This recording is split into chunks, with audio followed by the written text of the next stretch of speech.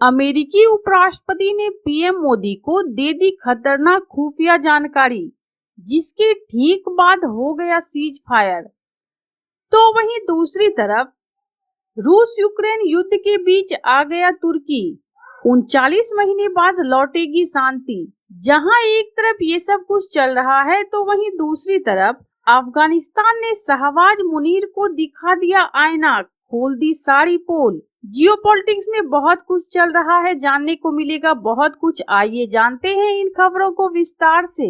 भारत और पाकिस्तान के बीच चल रही तानातानी पर अफगानिस्तान के मशहूर इस्लामिक विद्वान शेख अब्दुल समी गजनवी ने बड़ा बयान दिया है। उनका कहना है कि भारत और पाकिस्तान के बीच लड़ाई को जिहाद से नहीं जोड़ा जाना चाहिए। इस लड़ाई को किसी भी तरह से जिहाद नहीं माना जा सकता है, क्योंकि इसका इस्लाम धर्म से कोई ताल्लुक नहीं है। शेख अब्दुल समी का बयान इसलिए महत्वपूर्ण है क्योंकि भारत के साथ तनाव को पाकिस्तान की ओर से मजहब की लड़ाई और जिहाद की तरफ पेश करने की कोशिश की जा रही है। खास तौर से कश्मीर पर बात करते हुए शहबाज शरीफ, असीम मुनीर और दूसरे पाकिस्तानी नेताओं की ओर से मुजाहिदीन और जिहाद जैसे शब्दों का इस्तेमाल लगातार होता रहा है। शेख अब्दुल समी गजनवी ने अपनी एक तकरीर में इस बात का जिक्र किया है कि उनके पड़ोस के दो देश युद्ध जैसी स्थिति में है। इस दौरान उन्होंने कहा कि पाकिस्तान और भारत के बीच युद्ध कोई जिहाद नहीं है।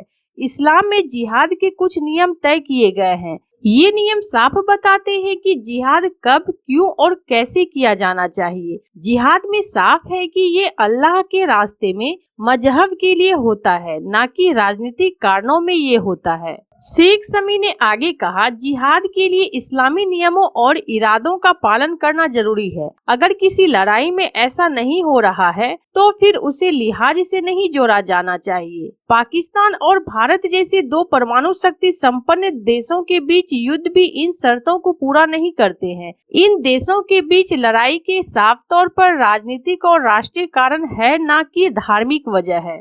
शेख गजनवी न सिर्फ अफगानिस्तान बल्कि पूरे क्षेत्र में इस्लामी शिक्षा के क्षेत्र में बड़ा नाम है। वह सोवियत संघ और अमेरिका के अफगानिस्तान पर हमले और इन ताकतों से लड़ाई के दौरान काफी सक्रिय रहे हैं। तो वहीं दूसरी तरफ रूस के राष्ट्रपति व्लादिमीर पुतिन ने यूक्रेन के साथ सीधी बातचीत करने का प्रस्ताव रखा है। पुतिन ने इस बातचीत बिना देरी किए 15 मई से शुरू करने की बात कही है। रूसी राष्ट्रपति ने 15 मई को तुर्की के इस्तांबुल में यूक्रेन के साथ होने वाली इस बातचीत के लिए पहले से कोई शर्त नहीं रखी है। पुतिन की ओर से यूक्रेन युद्ध शुरू होने के बाद पहली बार इस तरह का प्रस्ताव आया है। यूक्रेन और रूस में बीते 39 महीने से लड़ाई चल रही है। इस पक्ष में दोनों पक्षों, खास तौर से यूक्रेन में जानमाल की भारी नुकसान हुआ है। पुतिन ने शनिवार को एक टेलीविजन संबोधन में कहा कि रूस गंभीर बातचीत चाहता है ताकि यूक्रेन के साथ संघर्ष के मूल कारणों को दूर करते हुए एक अस्थायी शांति की ओर बढ़ा जा सके। यह बयान यूके के प्रधानमंत्री सर कीर स्टारमर और फ्रांस के राष्ट्रपति इमैनुअल मैक्रोन के यूक्रेन दौरे के कुछ घंटे बाद आया। इन नेताओं ने रूस से बिना शर्त 30 दिनों में युद्ध विराम के लिए सहमत होने का आग्रह किया था। क्रेमलिन प्रवक्ता दिमित्री पेस्कोव ने इसके जवाब में कहा था कि मॉस्को इस पर विचार करेगा, लेकिन किसी दबाव में नहीं आएगा। पुतिन ने अपने बयान में कहा कि वह तुर्की के शहर इस्तांबुल में वार्ता के जरिए रूस यूक्रेन में युद्ध विराम और शांति पर सहमति की संभावना को खारिज नहीं करते हैं। उन्होंने कहा कि वह रविवार को तुर्की के राष्ट्रपति रेसेप तैयप एर्दोगन ने इस बैठक की रूपरेखा पर चर्चा करने के लिए बात करेंगे। यूक्रेन के राष्ट्रपति व्लादिमीर ज़ेलेंस्की की ओर से अभी तक इस प्रस्ताव का कोई जवाब नहीं आया है। फ्रांस, जर्मनी, यूके और पोलैंड और यूरोप के कई नेताओं ने हाल ही में यूक्रेन का दौरा कर वहां के राष्ट्रपति ज़ेलेंस्की से मुलाकात की है।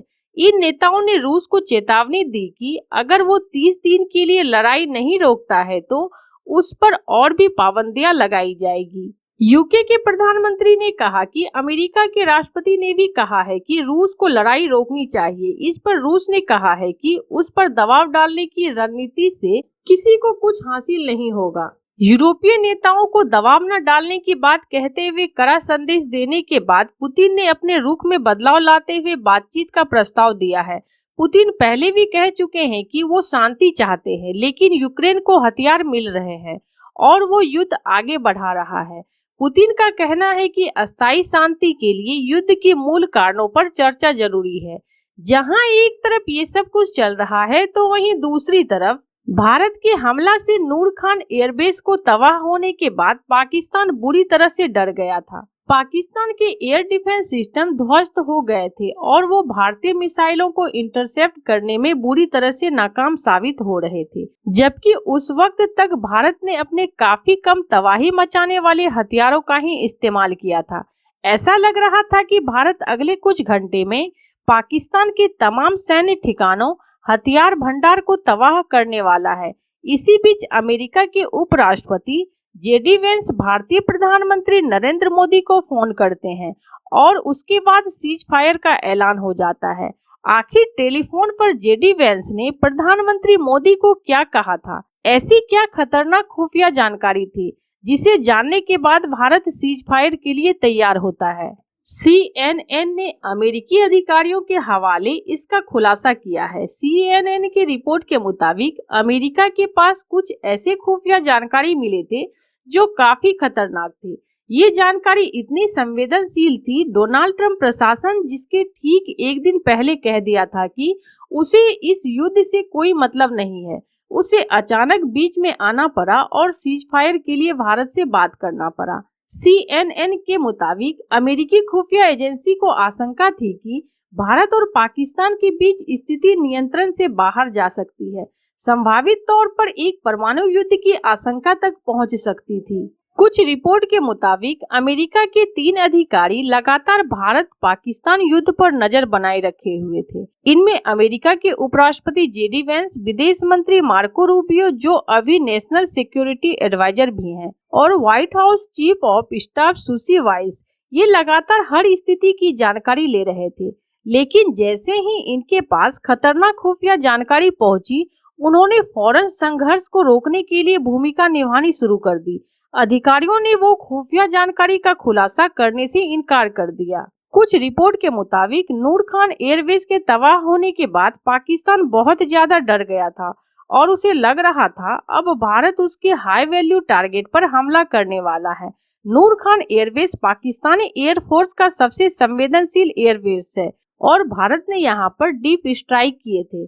कुछ रिपोर्ट के मुताबिक पाकिस्तान के एयर डिफेंस सिस्टम और रडार सिस्टम भारतीय हथियारों को बिल्कुल भी इंटरसेप्ट नहीं कर पा सकते थे, जिससे भारतीय हमले को रोकने के लिए पाकिस्तान के पास कुछ नहीं था। जबकि पाकिस्तान के मिसाइल भारत को नुकसान नहीं पहुंचा रहे थे, जिससे पाकिस्तान के हाथ पांव फूल गए थे और वो किसी तरह से युद्ध से बाहर निकलना चाहता था। ऐसे आपको क्या लगता है इन सब मामलों में? आपकी क्या राय है? कमेंट कर जरूर बताएं। जल्द मिलते हैं अगले वीडियो में नई खबर के साथ।